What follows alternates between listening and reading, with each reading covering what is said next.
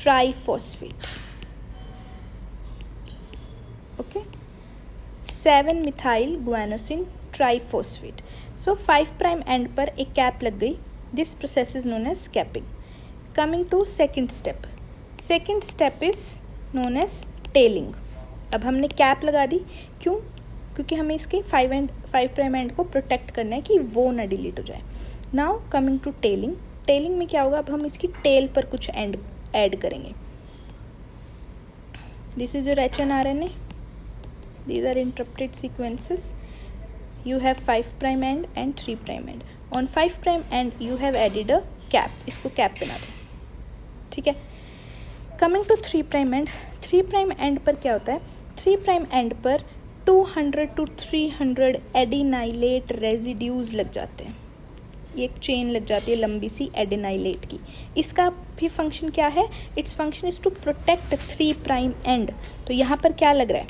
Adenylate residues लग रहे हैं. कितने? What is their number? 200 to 300. और किस एंड पर लग रहे हैं? At 3 prime and.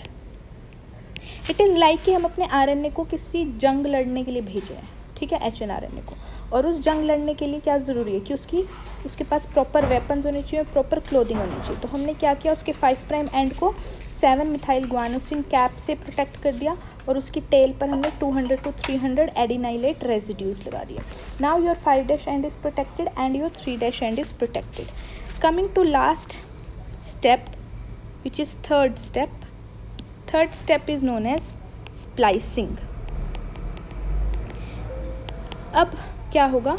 बस जो हमारे इंट्रोन्स हैं उन्हें स्प्लाइस आउट कर दिया जाएगा.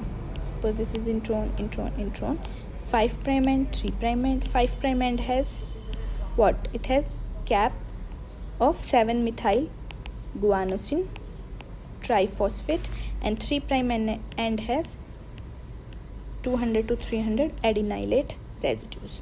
तो अब क्या होगा? In splicing these introns are spliced out. यहाँ से these will be spliced out या कट आउट कह सकते हैं. How they are removed? They are removed by formation of spliceosomes. अब आपको ज़्यादा डिटेल में नहीं पढ़ना कि यहाँ पर कौन से RNA स्मॉलर RNAs इन्वॉल्व होते हैं, कैसे होता है. This is enough for your level that introns पर लूप लाइक स्ट्रक्चर्स बन जाते हैं जिन्हें हम स्प्लाइसियोसोम्स कहते हैं और वो सीजर की तरह इन्हें यहाँ से कट कर देते हैं. Now what you will have your coding RNA which will have only the coding sequences exons. And this RNA is now known as mRNA and this can successfully form a functional protein. So these are the 3 steps: capping, tailing and splicing, which are responsible for formation of mRNA from HNRNA. I hope this is clear. If you have any doubts, do let me know in comment sections. Thank you.